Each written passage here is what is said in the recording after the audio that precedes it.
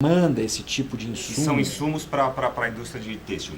Exatamente. Então o Brasil, como poucos países do mundo, ele tem uma cadeia verticalizada, diversificada, indo da matéria-prima até o produto final, como poucos países do mundo têm. Ok, cadeia verticalizada, cadeia diversificada, um mercado consumidor bastante grande, a gente tem uma indústria que se renovou tecnologicamente, se manteve. Mas voltando um pouquinho àquela história da China, quer dizer, que é um concorrente aí feroz, que eu acho que é um concorrente que sempre preocupa. Quais são as medidas, quer dizer, que medidas o setor está tomando para digamos, colocar essa competitividade num nível aceitável? Nós temos dois caminhos principais, obviamente que cada caminho principal tem as suas variantes. Um caminho é da agenda da competitividade. No ano passado, o ministro Manteiga ele criou o grupo de acompanhamento da crise, que foi um grupo que reuniu-se todos os meses para discutir o que estava acontecendo na economia brasileira e possíveis soluções. E eu posso lhe dizer que foi um grupo de trabalho efetivo. Ele não ficou só nas discussões, ele encontrou soluções. Ao final de 2009, com o amainamento da crise e o Brasil já voltando a crescer, o presidente Armando Monteiro teve uma sugestão, o ministro Manteiga também integrado nisso, com o apoio de todos os participantes, que é manter esse grupo não mais como grupo de acompanhamento da crise, mas o grupo de aumento da competitividade. Então nós voltamos à agenda pré-crise. Porque teoricamente, desculpe interromper, mas teoricamente, de repente o Brasil pode, lá está mais barato, vamos montar a fábrica lá, os grupos brasileiros vão montar a fábrica lá, ou então o governo obriga o governo chinês, as indústrias chinesas a montarem filiais aqui, como é? Exatamente. Então, primeiro passo é agenda da competitividade, custo do trabalho. Num setor intensivo em mão de obra e outros intensivos em mão de obra, o custo de trabalho faz toda a diferença do mundo. Então nós não queremos que as pessoas ganhem menos e nem entrar no debate estéril da precarização, porque nós não temos na época de voltar atrás. Nós estamos na época de avançar. Mas nós não podemos onerar a geração de emprego. E a cadeia produtiva de têxteis confeccionados, a indústria da moda como um todo, tem uma grande característica. Ela emprega em todos os elos da pirâmide educacional. E são mais de 40 e tantos milhões de empregos, não é isso? Não, no setor têxtil diretamente e de confecção tem cerca de 1.700.000 empregos diretos. 1.700.000 empregos diretos. Se adicionarmos a esses os gerados indiretamente e os empregos e os postos de trabalho gerados pelo efeito renda, nós chegamos a 8 milhões. A indústria têxtil de confecção somadas como atividade da indústria de transformação, ela tem peso relevantíssimo, próximo da indústria do petróleo, maior da indústria de papel e celulose, eu falei de calçados juntos, porque são muito afins e sofrem dos mesmos problemas. Então, voltando à pergunta anterior, a agenda da competitividade passa a reduzir o custo do trabalho sem nenhuma precarização dos direitos do trabalho. Passa não taxar investimentos. O Brasil é um país que taxa o investimento. Antes de você produzir 1 quilo de fio, 1 metro de pano ou uma roupa, você comprou uma máquina, você já pagou um monte de impostos em cima dessa máquina. Isso é perda de competitividade. Passa por você ampliar ou criar um sistema tributário favorável às empresas intensivas de mão de obra. Eu vou dar um exemplo.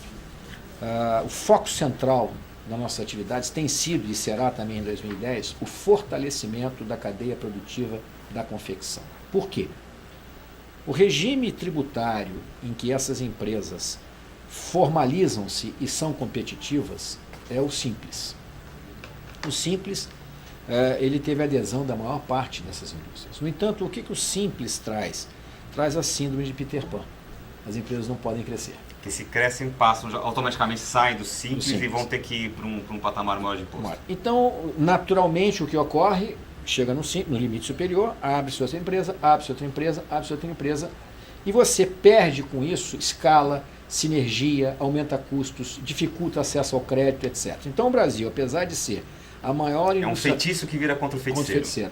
Agora, se ele sair do simples, ele cai naquilo que não é simples, por analogia. No cipoal, famoso cipoal tributário. E com isto, apesar de ter a passagem pelo lucro presumido, etc., você começa a entrar numa outra zona de competição em que não é viável determinadas atividades, considerando os concorrentes mundiais que nós temos. Então nós temos colocado ao governo uma proposta bastante radical nesse sentido, que se ela será aceita ou implementada, mas no mínimo serve como ponto de partida. Enquanto não vem a tão famosa reforma tributária, que desde que eu me entendo por gente se fala no Brasil, mas todo mundo quer somar, não quer dividir, Nós somos favoráveis a que indústrias intensivas em mão de obra possam opcionalmente aderir ao Simples sem medo de ser feliz e sem tamanho.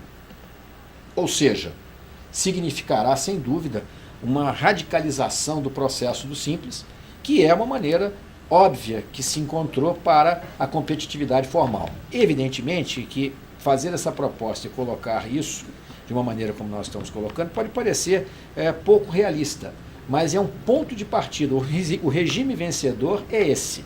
Se nós queremos ter uma indústria de confecção composta não só de empresas de pequeno e médio porte, que sempre existirão, mas abrirmos espaço para grandes unidades produtoras para abastecer não só o mercado interno, como também o mercado mundial, nós precisaremos de um regime especial. Na verdade, verdadeira, o grande objetivo de uma reforma tributária teria que ser justamente deixar que tudo ficasse simples, porque aí não tinha mais problema. A gente vai encerrar esse primeiro bloco aqui para chamar o intervalo comercial. E a gente vai encerrar com o nosso quadro Urban News, que traz sempre notícias aí ligadas ao setor, ligadas ao entrevistado. Então, hoje a gente tem duas notícias, que a primeira diz assim: a Abit traz compradores internacionais para a FIT, Feira Internacional do Setor Infanto, Juvenil e Bebê.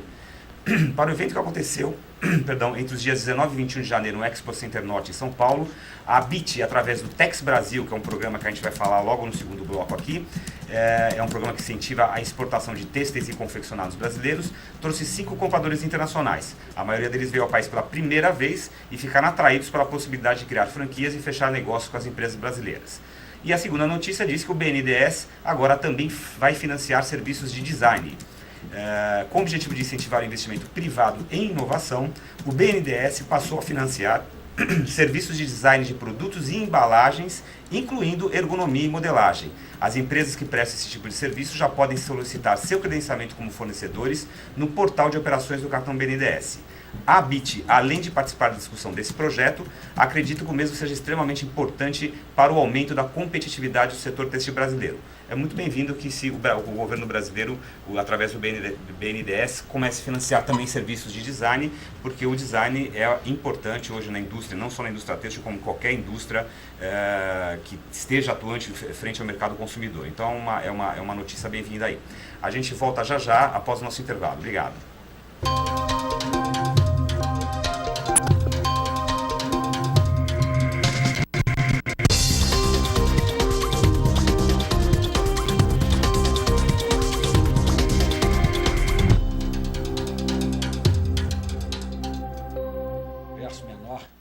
Olá, estamos retornando aqui para essa segunda e última parte do nosso Urban View com o nosso quadro Urban Flash. Na edição de hoje, o nosso Urban Flash vai apresentar o projeto Tex Brasil, que é um programa estratégico para a cadeia têxtil brasileira. Fernando, conta pra gente o que é o Tex Brasil e como está a inserção das empresas têxteis brasileiras no mercado global. Esse é um programa absolutamente fundamental e exitoso para diversos setores e, em particular, para a indústria têxtil e confecção. O programa Tex Brasil vai completar 10 anos este ano, e a Abit, se não foi a primeira, foi das primeiras a realizar um projeto, quando ainda a Apex era uma costela do Sebrae. Foi criado em 1993, o programa de exportação, 1997, desculpa, e em 2003 ele transformou-se em uma agência.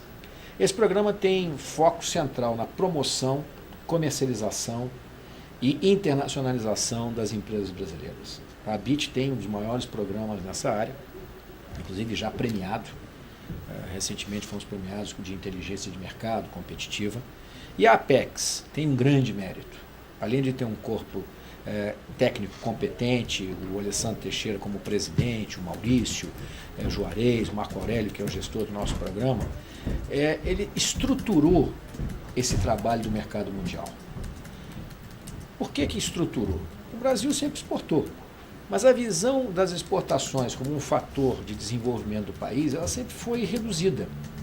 Até mesmo, não vamos nos esquecer que há 10 anos atrás, 15 anos atrás, havia quem considerasse que exportar era uma heresia, um crime de lesa pátria, porque você tiraria as riquezas do país para levar para uma outra parte do mundo.